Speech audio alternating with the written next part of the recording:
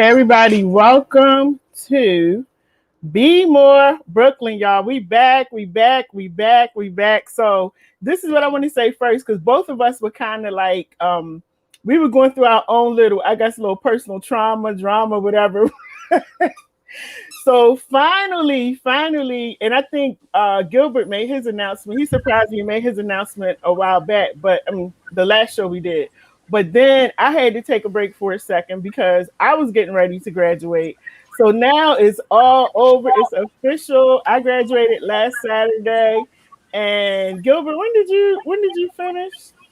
Mine was May 15th. Okay, so May 15th. So y'all, we done. We did it. You know, now we back. BMore Brooklyn is back. Like, I really missed the show, but you know, sometimes you have to take that break and get your own stuff together and then come back. So that's what we were doing. But thank God it's all over now. So it's over. So Gilbert, tell them what you're doing. Right now, you know, since I did pass the exam, the license exam for my Master's of Social Work, I'm currently just working on creating content to help people study for the exam.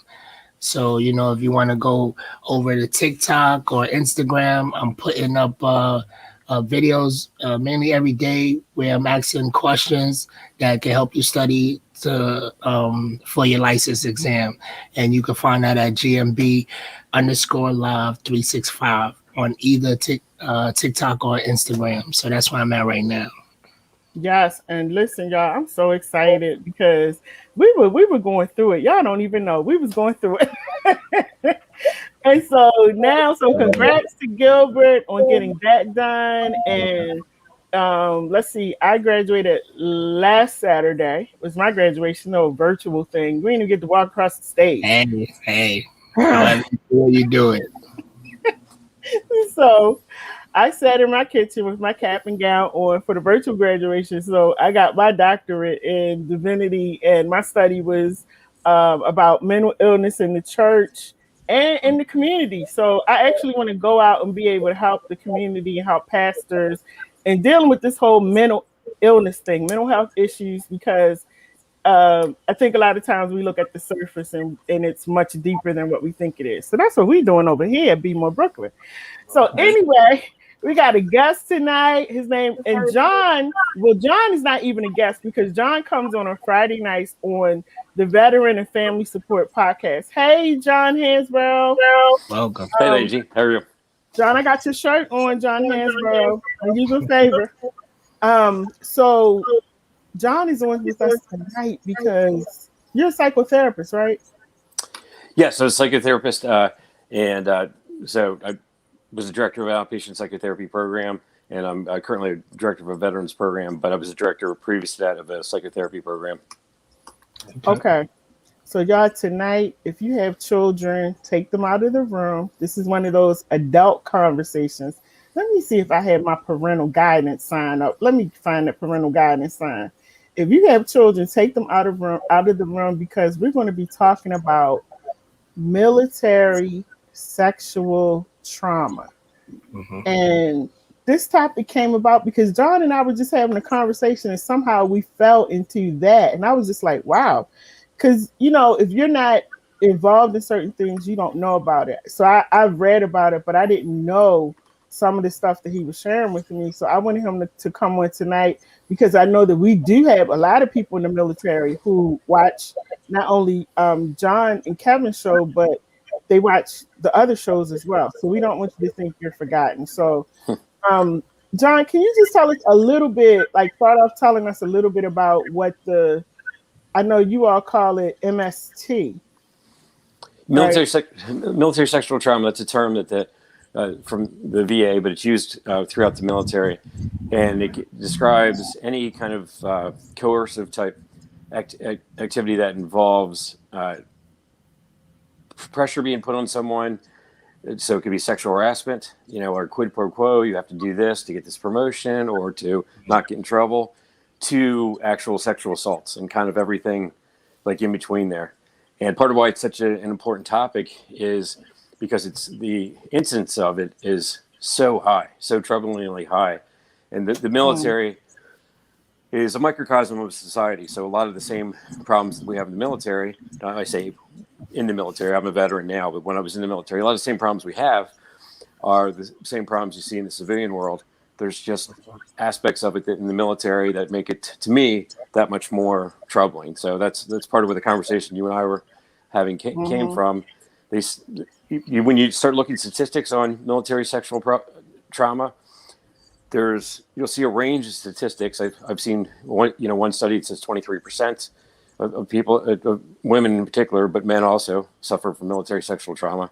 I've seen one I was looking at said 1 in 4, so that would be about 25% of women face sexual harassment to sexual trauma. 1 in 100 men, and then I saw another one that said that 8 to 9% were actually sexually assaulted, but then the sexual harassment was higher. Still, though, what makes those numbers difficult to find is how often it's not reported. Gilbert and I were talking about just before the show started. There was a case from last year where the young woman, she was about 20 years old, and she was a soldier, and she ended up being murdered by the perpetrator of the sexual harassment. And she apparently had reported it, and nothing was done to help. So the reason I bring that up is because even with the numbers they have, we have to wonder what numbers they don't have. We have to wonder how often it's happening, and people aren't actually telling anyone.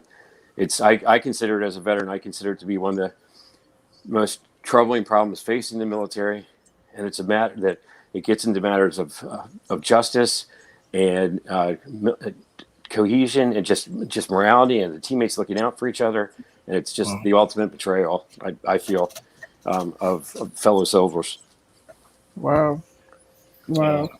And as you say that, I was thinking, and I kind of said it in melody, which was the cases that go unreported, because just in society alone, just thinking about the men who don't report sexual abuse or harassment, I'm pretty sure is even, those numbers are even greater in that specific population.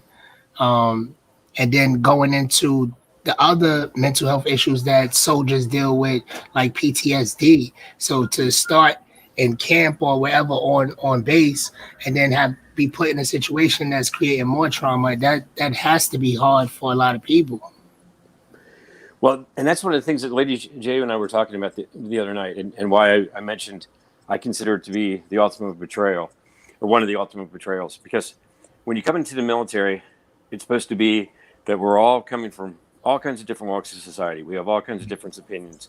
We could disagree on a bunch of different things. I was an infantry officer, and there were guys that could be in the barracks, and they could almost be ready to get into a fist fight over, his music. I turn this music down, turn this music up, that kind of stuff. This movies, what people they liked and didn't like, those kind of like silly things. But when we walked out of the barracks, it didn't matter if they were about to have a fist fight. When we walked out of the barracks, we were a unit. We were a team. Nobody was going to mess with anybody on our team.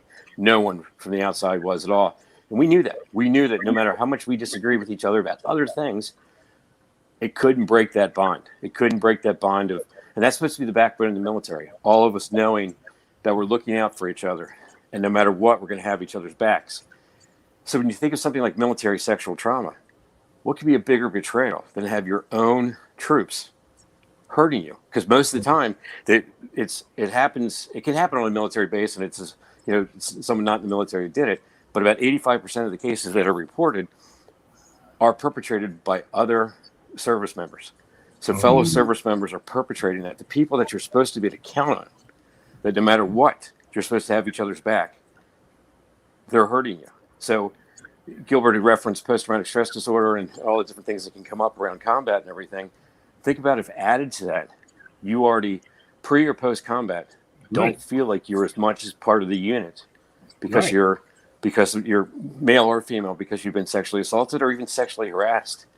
I just think it's a terrible thing. And even if you look at it, so if you look at it in the sense of how we're supposed to be having each other's back, I think it's a terrible betrayal.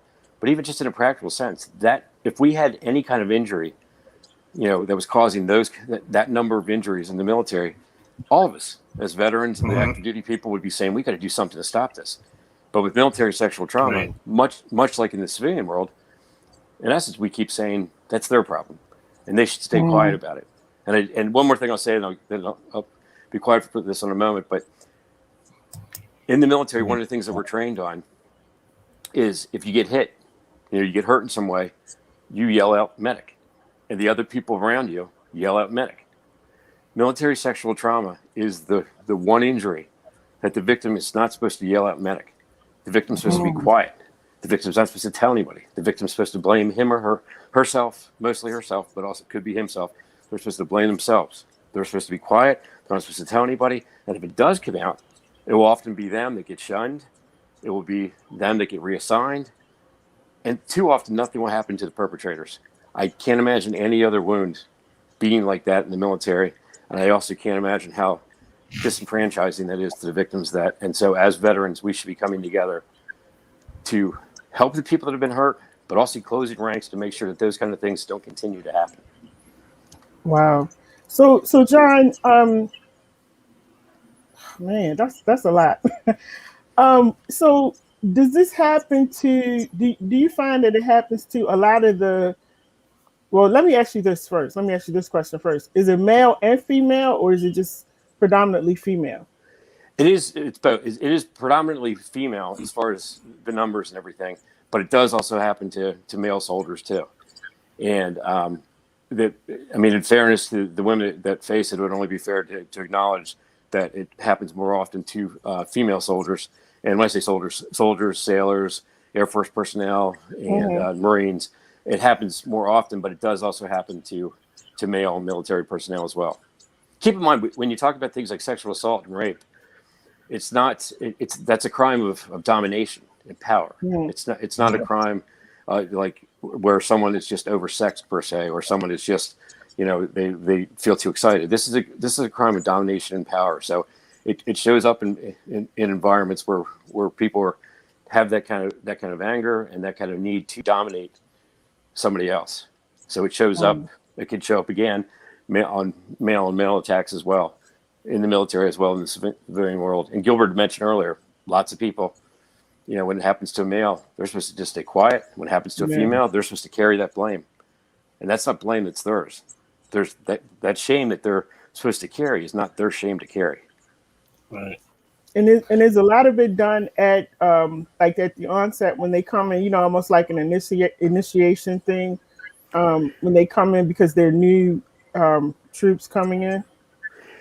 Well, one of the things you and I were talking about the other night that I think is important to realize about military culture, when a male soldier, I used the example before of being an infantry officer, that's changing. But at the time when I was in as an infantry officer, that was all males. When a new male would show up, we all have to prove ourselves, so it's not like someone just gets unless the reputation precedes them. It's not like we get a free pass. You got to come in, you got to prove yourself that you can hang in all the ways that infantry guys have to be able to hang. But nonetheless, you were accepted. Like you were going to be part of the unit. You were going to have to prove yourself but you were going to be part of the unit. And what I was pointing out to you the other night with females is too often when females show up to units or even just show up to the military to start basic training, part of the culture, it's not everywhere, but it's too pervasive in the culture. There are males that will be watching the new females show up to the unit, in essence, kind of saying, "Hey, look at that. I wonder if she's going to end up being annoying or a plaything for us. Look how she looks in that uniform. Good, bad, whatever." Rather than just regarding her as, this is another soldier. This is another person that's showing up to do a job that's in the military for all the same reasons we are. So it's not necessarily that someone shows up and there's like a conscious, that happens to them because, they're new and all that kind of stuff as far as the sexual assault. But I'm concerned about a culture that from the beginning tells women, you're supposed to be part of our burdens, but we're going to put more burdens on you, and you're not going to really have the benefit of being part of our team because we're going to separate you and look at you differently. That doesn't happen to male soldiers the same way as much. And that's concerning to me because when I think of female military sexual trauma survivors, victims and survivors, they're us and we're them. There shouldn't be a separation. We're all in it together. It shouldn't be a separation. It shouldn't be their problem. We wouldn't hear of any other wounds and say, well, that's their problem. You know, the people that got hit over there, that's their problem. We don't care about that. But we hear about this and we say, you know, and that's even before you get into like the victim blaming. The same thing that happens in civilian society, where you have someone saying, well, that wouldn't happen if she hadn't dressed that way, if she hadn't talked that way, if she hadn't gone to that place. And that's pretty troubling, both in the civilian world as well as in the military world, because like we were talking about, it doesn't matter what a person's background is. No means no. Exactly. Anything that's done when they're saying no can constitute sexual assault. That's not fair to them, regardless of what their background is. Yeah. Wow. As you know, I like to analyze, and you know, I just go backwards in the behavior. To me, it almost feels like, you know, this has been going on a lot. And when you speak about culture, it's been going on, you know, for who knows how long. And now that there are more avenues to spread light on this, it may be why it's such a demand to stop it, or a command to stop it. And I'm not taking anything away from anybody that's a part of that fight, because it's the natural and right thing to do. But I feel like it was a culture that was cultivated and nobody said nothing for a long time. I agree with you. I think it's a very valid point. I think when we look at a lot of the things that are troubling about the military right now, just the other day they were talking about they're going to need to do more to confront extremism in the military and military sexual trauma.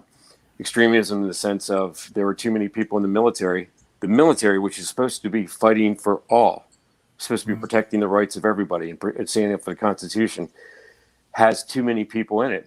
I'm not saying it's anywhere close to the majority, but has too many people that are white supremacists, you know, that espouse racial views or have association with racist groups and everything like that. That's not right. That's not what the military is supposed to stand for. It's too often been the reality, but it's not what's supposed to be what it stands for. And the ideal is that we're supposed to be standing together. So that's extremism. That's something we need to confront. And that didn't start yesterday. That's something that's been a long-term culture. Same thing with military sexual trauma. There is more awareness now, and there will continue to be more awareness, but it didn't just start. This is something that's been going on for years, and it comes from a culture that let those things go on. When I mentioned a little while ago about the women being checked out as soon as they show up to a unit, and they're kind of perceived as not a full soldier, not a full part of the unit, but wow, look how she looks in that uniform. Is that I mentioned to LadyJ one time. A colonel had given a speech, a female had given a speech, and she'd given a really good speech about intelligence. And a general responded when she was gone, "Did you see how she looked in that uniform?" Like no one would say that about a male soldier if they'd given a presentation. And to me, that was troubling. And I said that too, the people around. There were apparently some people that were willing to tune out what she was saying that had life and death consequences to think about how she looked physically. Wow. Now, reducing someone, objectifying someone is a problem in itself. I'm not saying everyone that objectifies someone will go on to sexually assault someone, but I'm saying if you have lived in a culture where it's too easy to objectify and it's accepted, and you don't have other troops speaking out against it, too often that's going to create a culture where there's other steps are taken, and it eventually gets to where someone thinks sexual assault is okay. Yeah. Wow. So were you, during the time of your time of being in the military, were you treating some of these people that were there? I was a rape crisis and sexual abuse counselor, and we would help people from the families of service members, as well as the service members, as well as the local community. And there would be more often females, but there would also be male soldiers. And the things we mentioned before that happened both in society and in the military would, I don't want to say every single time, but would most often be part of what we were trying to help them with. They would get blamed. It was their fault. And why were they blaming Sergeant whatever for doing something like this? Why were they ruining his career? It's not ruining his career. Wow. I mean, that's crazy when you think about it. If I'm just making up a name, but if there was a Sergeant John Doe, and Sergeant John Doe was stealing from people, the other people he was stealing from wouldn't say, "Hey, we shouldn't ruin his career," just because you stole my car, just because you broke into my house. But we shouldn't, But somehow, for the victims of military sexual trauma, you'll hear things like that. Why is she ruining his career? Why does she have to bring that up? Why does he have to bring that up? Why do they keep talking about this? And plus, you saw the way she was dressed. You know the way she talks. How does any of that matter? How is any of that fair? No is no. And as soldiers, we're supposed to link arms metaphorically, and we're supposed to have each other's back. So, and that, it just says that we don't tell on each other. We don't say nothing about each other. And it creates, I guess, a tighter bond amongst the troop, or, the what you was calling the barracks. And also that if you do say something, if you don't say something, you can't move up. And like, if you keep your mouth closed, you move up. But if you say something, you don't move up, because we know we could trust you when, whatever else happens. Like, not only with this, but when we do move up, I know I could trust you to keep your mouth closed if I do something else. Yep, and that's too often the case. And Lady J's heard me talk about this on other shows we've done too. I think loyalty is often misunderstood. Loyalty does mean we have each other's back, whatever walk of life it is. It means we have each other's back. But loyalty should also mean that we care enough about our joint mission and each other to help each other correct and learn from our mistakes and give constructive criticism. If you're out, like when I was an infantry officer, if I was out in the woods and we were trying to do a land nav thing, we were trying to get somewhere, and I'm a couple degrees off and I take 5 steps, it's not a big deal, especially if a sergeant says, sir, you got to move over this way a little bit. Not a big deal. You correct. That's what you do because you care, But if you take 5,000 steps and you're a couple of degrees off, or 500,000 steps, you're miles and miles and miles away from where you needed to be. So I think when when you talk about loyalty with the military, or for that matter, when you hear about it like with the police, where we don't tell on each other and stuff like that, I understand that we don't want to be telling on each other for minor things. We want to self-correct and everything like that. But I think loyalty gets misunderstood. Loyalty should be to the mission and to the good troops and the good soldiers to be protecting each other. So we shouldn't be covering up. To me, that's not loyalty. If someone does something that's terrible and egregious and criminal and it's hurtful to their fellow soldiers, or when you think about like the police, if it's injurious to the community around them, that's not loyalty to cover that up. To me, that's disloyalty to the mission. So I agree with having been a soldier. Yeah, we look out for each other a lot in minor infractions and stuff like that. It's not like you take them all over the place and make them public. But if one soldier or 2 soldiers or 10 soldiers are part of one soldier being hurt, that one soldier who's been hurt, if it's an injustice, we should correct it. And that to me is loyalty to the good soldiers and to the soldiers that are being wounded. And it's also loyalty to the mission, because it takes away from the unit's effectiveness if they're hurting their own troops.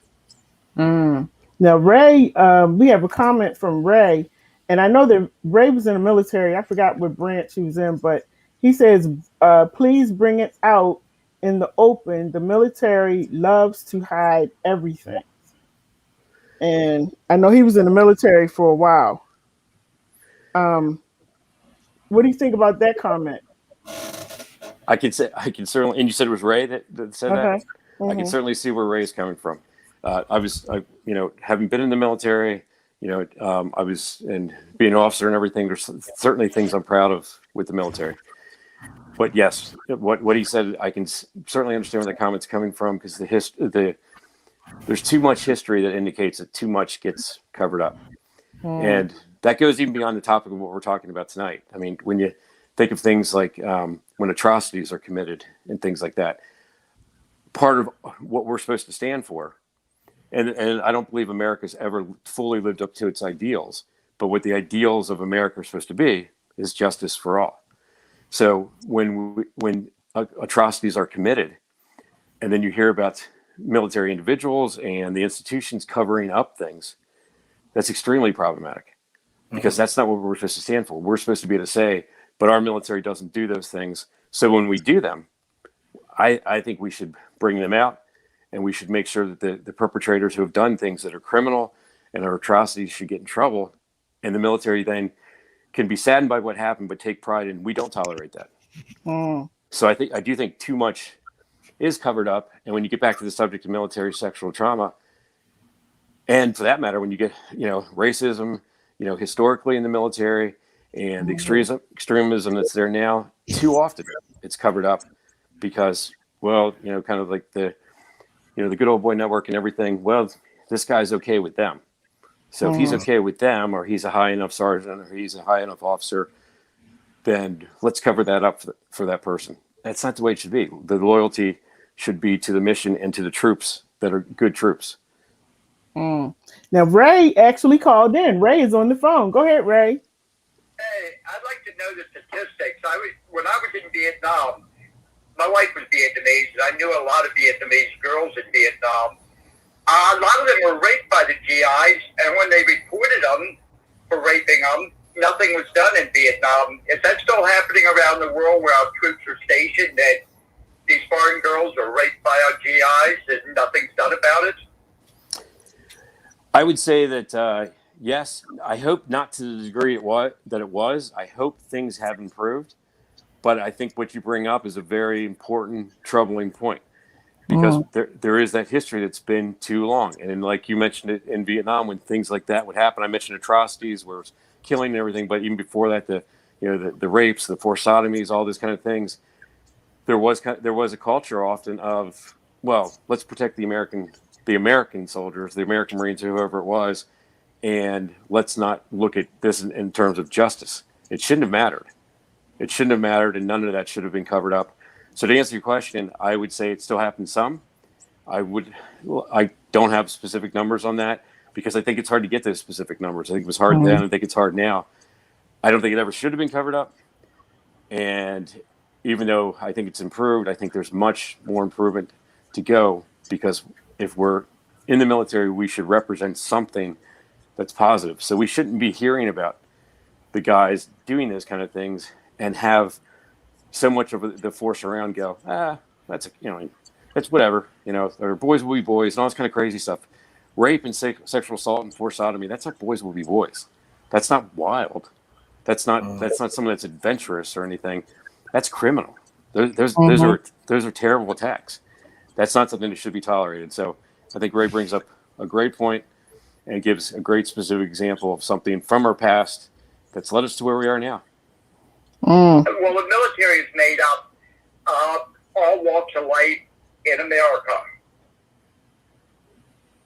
I'm not on. Yeah, you're still on, Ray. Go ahead. You're on, Ray. But in the military, you kind of think you can get away with stuff, it seems like. Well, and the idea of the military is supposed to be that, like you said, people come from all walks of life. And you're supposed to be to blend everyone together, work together, because with that shared mission. And like I was half joking about earlier, we can have all kinds of disagreements back in the barracks. The barracks are different now than they used to be. Now they're more like dorm rooms, which is cool. I'm happy for the modern soldiers. But when I think of the old barracks that Ray would probably be thinking of too, the big open bay kind of things with 40 people in there and everything. Ray knows there would be troops that could argue about bunches of things, silly things, stupid things. They could get real serious about it. You can get in a fight about a poker game, but the unit still was supposed to have each other's back. And that's something that just too often doesn't happen, because there's still groups of soldiers that are protected by, whether it's by rank, by association with who they know, by too often by things like, their race, their creed, their orientation, all kinds of things that shouldn't be separating us. The idea is supposed to be that we're one fighting unit. We don't have to agree about everything. Hopefully we do, but we don't realistically agree about everything, but we agree about the mission and we have each other's backs. And so I do think Ray's point is right. I think there are some people in the military that do feel like I can do these things and they'll be covered up. Because like the thing I was saying about the soldiers that check out the new female soldiers coming in and are immediately objectify them rather than thinking of them as soldiers and people and that are there for the same reasons and their hearts are just like ours. And they want it, they're there for, whether it be for patriotism or college money or to get away from home or a challenge or an adventure, see the world. They're there for all the same reasons we are. So for them to be dismissed so quickly, that's not fair. And that's very alienating to a large group of troops. That's not fair. And then whatever injuries they get, for them to already feel disenfranchised, that's going to make those injuries, moral, emotional, and physical injuries worse in terms of how they try to recover from them, but especially if they've come from within. And I think Ray's right. There are some people that feel like, hey, there's things we can get away with. And I think you can talk about that in terms of racial injustice in the military. You can talk about it within terms of military sexual trauma against both females and males. I'd like to think it's better than it used to be, but I still think it has a lot farther to go. And I think it's something we all need to be united on. And I think the one thing we didn't add in there either was now you have people who are gay who are in the military. And so they're suffering their own trauma as well, you know, being in the military and being, if they're openly gay, you know, having to go through that, being in the military. Well, I got another statement to make. Okay. When I was with the big Red One in Vietnam, it was everybody had each other's back in the dorms or out in the field. But when they pulled out and I went to the AmeriCal, there was a lot of people drunk, drugs, race starting to flourish. And then when I went back down to Long Bend, to Utube, I slept in enemy territory where my wife lived out in a farm field, and I felt safer in enemy territory than I felt on base because of the racism and the drugs and stuff. Wow. Came back to America. I was at Fort Belvoir in a transportation unit for officers and stuff, chauffeur, and it was a get-together unit. Does the unit make what happens in the unit? And some units are bad and some units are good because they're not controlled properly?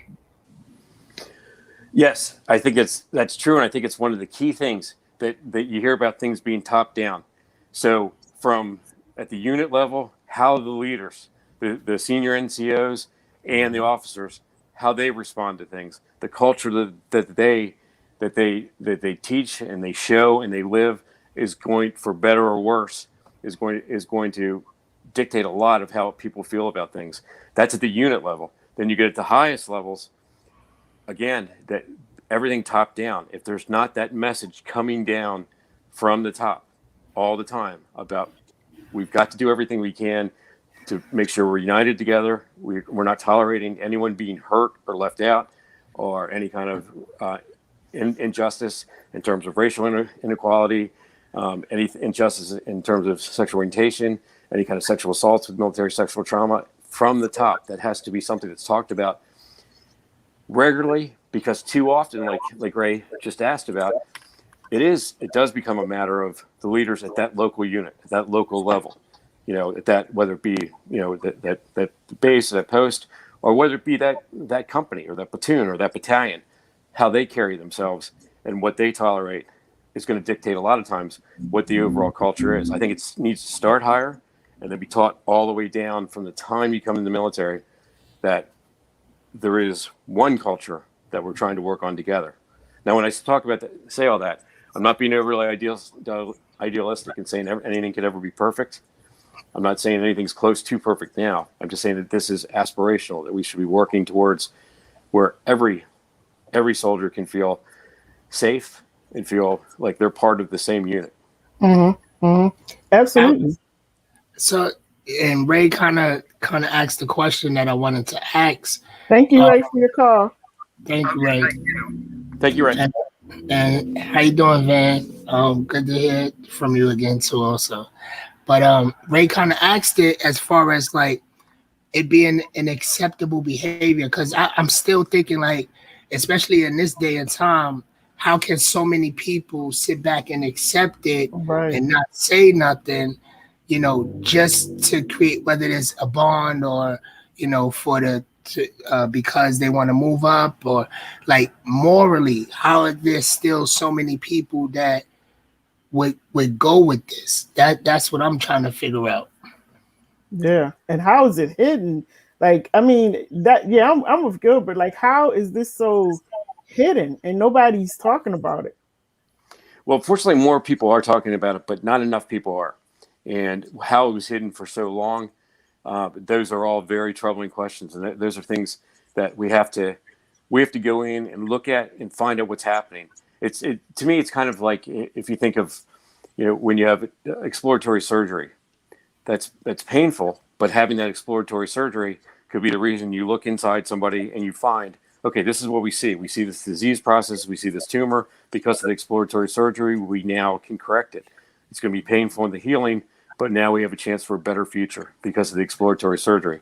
I think the military and society as a whole, actually, because this is not just military sexual trauma, but sexual trauma in the civilian world is way too often hidden and forgiven and covered up and things like that too.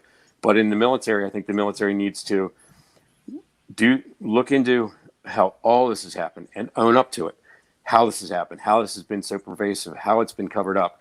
Do that exploratory surgery. Now, no matter how painful it is, no matter what cancers it exposes, that's our chance to go forward, to have those cancers then removed. And when I'm talking about cancers, I'm talking about military sexual trauma. I'm talking about racial inequality. I'm talking about any kind of injustice and any kind of bias in the military. Let's look at those things, own up to those things, and that's the way to confront those cancers. The way is not to just cover them up and try to pretend like they're not there. I think it's morally wrong. But even, and I said this the other day when we were talking on the show, on the Veteran Family Support Show, even if someone in the audience is the toughest hawk, as they say, you know, that they want to be, they're the tough people so the military is not a place for poetry and philosophy and we just want to fight hard and everything. Okay. I understand what you're saying, because obviously our job is to fight, potentially to fight hard. It should be about protection, really. But to do that, to protect, sometimes you have to destroy. So of course we can't devalue that part of the military, and we can't de-emphasize that part of the training and everything. But even to those individuals who say there's no room for philosophy in the military and everything, and poetry and all that stuff, I can see their point. But even within that, if you're doing something that's friendly fire, in essence, that's effectively hurting your own troops, often by their own troops. If you're saying that our main thing is to be a fighting effective unit that's a force multiplier that can do more, it's not just 10 people can do more because of their cohesion and their cross training and everything. All that gets hurt by any kind of racial inequality, by any kind of sexual trauma. So even if there's any listeners that say, you know, we don't have time for touchy-feely discussions, this isn't a touchy-feely discussion. Parts of it, it's really not. It's really not. Parts of it do get into a lot of emotion, and there's a lot that should happen as far as the healing and everything with any kind of post-traumatic stress disorder, whether it's caused by combat or a car accident or sexual trauma. But it's not just a touchy-feely conversation. This isn't saying, this is we want to create a military where no one's tough, no one's strong, and no one's ready to fight. But we should have mutual respect for each other. Right. And it hurts the overall unit and the overall mission. Makes a person tough. Like, that doesn't make a person tough. That's correct. And I don't know. I maybe I may just be getting in my feelings, because it's just a lot of, like, it sounds like a lot of, not on your part, but these sayings and slogans and philosophies just sound like a whole bunch of justification to do nonsense, and then want to say this is a tough thing, a manly thing, or the army way or the military, and it's just. I totally agree with you. I think they are rationalizations and they're justifications. When you think about, like, true toughness is being able to complete your mission and be able to persevere and everything through physical hardship, emotional hardship, while still being a team player that pulls everybody along. True toughness is not hurting other people unnecessarily and taking advantage of people unnecessarily. It's like, you know, when we think of like a bully, I don't think of a bully as being a true tough person. Some of them might be physically capable, you know, and some of them might even be good fighters. That doesn't make them tough. That doesn't make them truly tough. That wouldn't make them a good soldier. That wouldn't make them more of a man or more of an adult. Right. And I think it's part of the culture we have to look at, that toughness means being able to endure and being able to fight hard and well if you need to. But at the same time, it's also having the toughness to show respect, to have lines that aren't crossed, and be able to look out for everybody in your team and want everybody in your team to be okay. That's tough. It's not tough to say like, well, boys will be boys, and well, this is a tough world, and all these kind of things. That's not tough. It's not tough to tolerate any kind of bullying. It's not tough to tolerate, you know, five white guys jump an African American soldier. You know, that's not tough. That's not tough at all. None of that is tough. It should be, toughness is that we all can stand together. Right. I think toughness should be thought of in terms of a combination of physical, emotional, and psychological toughness that includes fairness and respect for other people. That's tough. And you know what I keep thinking about is the young troops who go in. Like, you have these young ladies, these young boys who go into the military right out of high school, and I'm like, wow, you know, to have to go in. I'm sorry, y'all. That's my puppy in the background trying to get my attention. She's been jumping on me and everything. When I don't pay attention, she goes grabs her toy. So that's what you hear. But you know, I was thinking about that. Like, I mean, wow, because you know, when you have children, and then I'm hearing this conversation. That's what I was thinking about, Lady J. Yeah. You have children, and then you're thinking about, well, what if your child wants to go into the military? And more than likely, they're not going to tell the parent, you know, that this is going on, because again, the military is all about being tough and, you know, courageous and all of that. And so they have to walk around with that trauma. And I'm just sitting here thinking that is a lot. That's a lot to deal with on top of being in the military. It's a lot to carry, and it's too much to carry. Like if just to use an analogy, when we would go on like forced marches and stuff like that, we would have, you know, weight in our rucksack. It could be infantry. It could be 80 pounds. It could be 120 pounds. The heaviest I ever carried was 153.9 pounds. I remember it because we weighed it and because it felt like it was a ton. Wow. Body.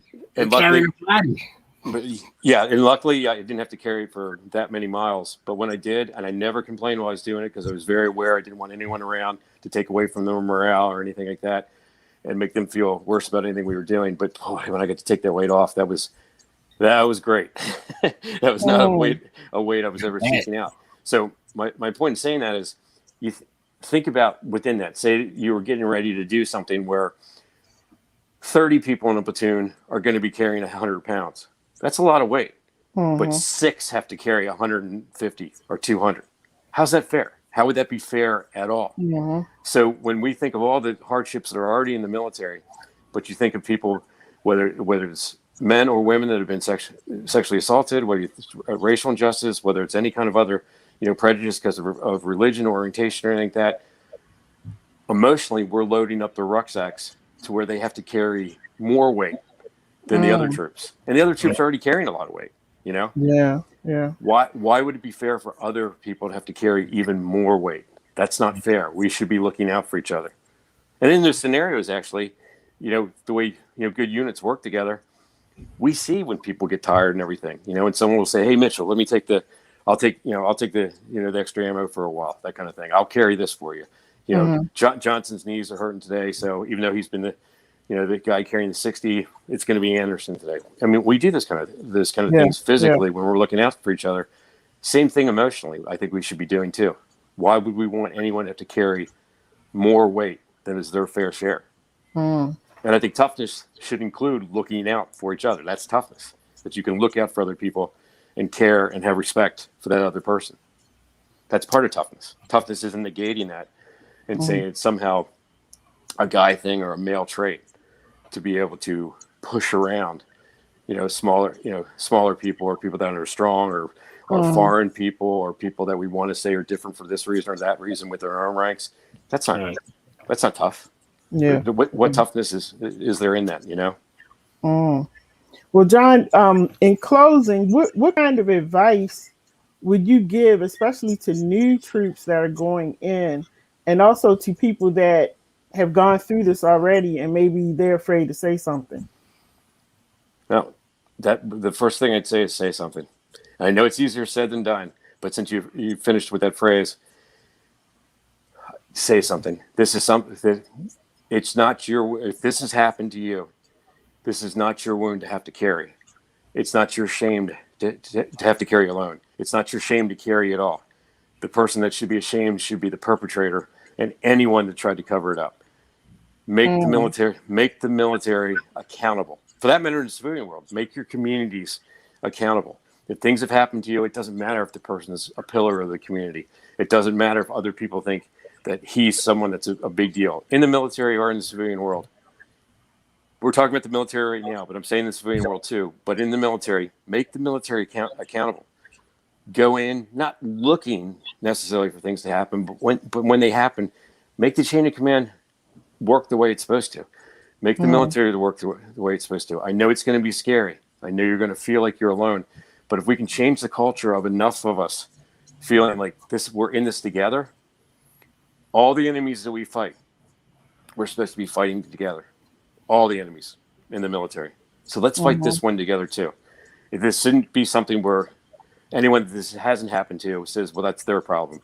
And for some people, they say that's their problem and it was their fault. Some people say, it's not their fault, it's not their problem, but I don't really have time to deal with it. Why not? Let's deal with it. Any other wound. We don't say, hey, well, there was too many wounds from, IEDs, so we don't have time to deal with that. Of course, we deal with every single wound. Why wouldn't we deal with this wound? So if you're going in, look for the people in your unit that don't share those beliefs. Feel out the situation and find those bonds with the people that want to back you up. And then if you see something happening wrong to you or to somebody else, let's stand up. Let's stand up and say something and correct it before we go 5,000 steps in the wrong direction. Let's say it when it's just the wrong comment or just someone being pushed around a little bit. Let's step in then and say it. And is there a number, like a number that they can call for sexual trauma? Or how do they report? Well, for veterans in general, there's 1-800-273-TALK, and that covers a lot. That's the Veterans Crisis Line. TALK is 8255. So 1-800-273-8255. That's a crisis line that can cover a lot of different subjects. To include if you're at a real crisis point and you're thinking in terms of suicide and stuff like that, then you'd push option 1, and you could talk to someone quickly about that and get care. But you also can seek out help for a lot of different subjects. You also can go right to your VA and report that happened. And if you're in the military, you can go right to the community mental health groups on base. You can go right to the hospitals on base, and you should be able to go to your chain of command. But if you go to your chain of command, or you're afraid to, or you do and you feel like you don't get the backing that you should, then take it higher. Because loyalty is to the mission. Loyalty is to us all together. Loyalty isn't protecting the people that did things wrong and hurt our fellow troops. And you said 1-800-273-8555? 8255. It's 82. Right. Okay. 1-800-273-TALK, and TALK is 8255. Got it. I want to put that up on the screen so everybody can have it. We really appreciate you coming on tonight. Thank you. I appreciate being here and being asked to be here, and anything I can do to help with this or any other subject, I'd be happy to. This is a subject I feel particularly passionate about. There's too many people in my life that I love that have been hurt by these kind of things. And again, not to be redundant, but loyalty to me isn't let's protect the worst among our group. Loyalty is let's protect the best among our group and the people that are innocent, and let's protect the mission. So, so the people that do the things that hurt the mission and hurt other people in their units, It's not loyalty to protect them. And whatever the case may be, whether it's military sexual trauma, whether it's racial injustice, whether it's whether it's a bias because of religion or sexual orientation or anything like that, as a group, let's not just stand back and watch and hear about these things happening and not talk about what's happening. Let's talk about what's happening. Let's own it. Let's do the exploratory surgery so we can identify the cancers, and then together to get rid of the cancers, so we can be a stronger military, a stronger country, and a stronger people where we all can bond together. And the only wounds we have to worry about are external wounds. That's right. That's right. Well, wow, this is a heavy subject, but it needed to be talked about. And I told John I'm going to have you on some other stuff that I'm doing as well, because I really appreciate your advice and I respect it a lot. Gilbert, did you have anything to say to him before he goes? Yeah, just thank you for coming on here, shedding light on this, and I think it's a really interesting and important topic also. And I just hearing somebody who's on the inside explaining it, it kind of have me like, I know. So, but thank you for that. I need those emotional triggers to keep, Yeah. Well, we're all in it together, and ideally in the country and in the world, we're all in it together. So the problems that face any parts of our community should be ones that we all care about. If we're all brothers and sisters in the same country, in the same world, we should care about things that hurt anybody. If you don't mind, by the way, I do have a couple more numbers I wanted to add. You can type them in the comments too. Okay, because type them in the comment section for me. Yeah. Okay. I will type them in too. One is for the military sexual trauma coordinator. I'll type it in, but it's 800-827-1000, and there's a safe helpline that's 877-995-5247. But also type them in on the chat too. Okay, type it in there for me. Thank you so much for coming on. I appreciate it, and I'll be in touch. Okay, thank you very much, and congratulations to both of you too for your recent accomplishments. You. That's really terrific. Thanks a lot. All right, everybody. That's John Pomeroy. How do you say your last name? Pomeroy. Pomeroy is the more common name, but luckily for the country, there's not as many Pomeroys in the country. But I am one of them. Okay. I didn't want to butcher it up, but John Pomeroy. Okay, thank you so much. He's a psychotherapist and he was in the military. Thank you for all the advice you gave us tonight on BMore Brooklyn. We appreciate it. Thank you very much for having me. And again, congratulations on your recent accomplishments to both of you. Thanks for having me on. Thank you. So everybody, that was deep. That was heavy. Oh my goodness. Whew. Okay. So this is what we're going to do next week. We're going to have a fun show next week. And I hope that, I do have some participants, but if you want to be on, you can. So Gilbert, next week, we're going to do a show that's going to be about, it's going to be how well do you know your sitcoms, like the 70s, the 80s, the 90s sitcoms. And so if you have any knowledge of that and you want to come on and join us, you might have to sing a song. Like we might say, what was the song that they sang on Good Times? And if you don't know that, I'm going to use Biden line. If you don't know that, you ain't black. You ain't even black. You are not black. Okay. You gotta know. You have to know. You don't know the Good Times thing song. You are not black. Yes, and you gotta know the Jeffersons. Like you gotta know this stuff, or we're gonna yank your black card away from you. We're just gonna take it away. Okay. Yeah.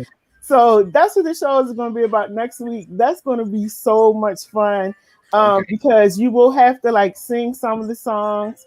Some of you may just have to say the words, or we might say a line from, one of the shows that was always repetitive where they would say it over and over again. And so we may ask you what they were saying. We may give you a part of it and you finish the rest. So it's going to be fun. If you want to join us, let me put this number back up here. This is the number that you can join us on. It'll say, call us at this number. And then we can put you on and you can be a part of it. But listen, we hope that you know what you're talking about when you come on, okay? This is going to be full participation. You have to participate. You can't just sit there and look at us. So, also, let me say this. So, the person who wins, I will have a gift for you. I will have a gift to send to you, to the winner or to the team. It could be a husband and wife team or however y'all want to do it. But it's just going to be really fun. And I'm looking forward to that show next week because I love that kind of stuff. So, I'm looking forward to it. Okay. So, all right. Wait. All right. Well, listen, it's thundering and lightning over here. And normally when that happens in Lady J's neighborhood, everything goes off. So before that happens, I'm just going to shut it down and say good night. Because it just shuts down everything. Like it's raining. I heard it earlier in the show, but I think it just turned into rain out here also. So yeah, it's thundering and lightning, you know. So I'm going to let nature go ahead and do what it does, and I'm going to be respectful and get off of this camera because if not, it's going to cut me off anyway. So thank y'all for being with us tonight on BMore Brooklyn. We're back. Gilbert, can you tell them where to go to get the shirts and stuff, like the merchandise? Live in the store. I'll put the link in the comments again. But it's Live in the Store, where you can pick up your BMore merchandise, BMore Brooklyn merchandise. I think the last thing we did was, the last thing we did was the hoodies and the face mask. But there are T-shirts up there also. It's getting hot. No, you ain't trying to wear no hoodie like me over here sweating up a storm, but but yeah, we got those T-shirts in there too. Live in the store. I'm gonna put it in the comments. Also, not Facebook, TikTok and Instagram. If you know anybody who is studying for their exam or who just enjoys some good content, you can tell them to follow me at GMB_live365. All right, and then also make sure you go to our station, LadyJmedia.com, is where you will be able to see the magazine. The magazine is out, so if you want to get the magazine, definitely get that magazine. You can what am I looking for? Subscribe. You can subscribe to the magazine at LadyJmedia.com, or if you go to that number again, I'll make sure that I get the magazine to you. They're $10, and it comes out tomorrow. Also, please go to the YouTube page, What Up Baltimore Online. This is raining like crazy over here. What Up Baltimore Online radio. Just go to YouTube. You'll see. That light that got you shook. You can't even get it together. Come on, get it together. So anyway, it's all on here. It's all on here. You'll be able to see where to go to watch our stuff, to watch our content. We always got good stuff going on. If you live in the Baltimore area, on the 29th of this month, y'all, let me tell you, do not miss it. It's going to be a buffet, Spitfire poetry, open mic. We're going to have vendors there, entertainment. It's going to be all kinds of fun. So make sure that's also on our page too, the What Up Baltimore Online radio page on Facebook. All right, y'all. Good night. I'm getting ready to go because this lightning and thunder is not playing. But anyway, y'all have a good night. I'm Lady J from BMore Brooklyn. All right, but BMore is better. Well, yeah, BMore is better. Yeah. So anyway. Whoa, Lady J! I know you didn't wait till we about to close out and start that. Don't do that one. Don't do that one. We got it going on here in BMore. We got a lot of crime, but we still got it going on in BMore. Yeah, okay. We got it going on. The only thing I'm feeling about BMore right now is that dance they out there doing. I'm gonna try it one day. That new dance. I like that. I like that. You're killing it with that. I like that. Okay. All right. We still better, y'all. If y'all live in Baltimore, y'all know what's up, right? Y'all know. BMore in the house. All right. All right, y'all. Good night. Good night, man. Oh my gosh.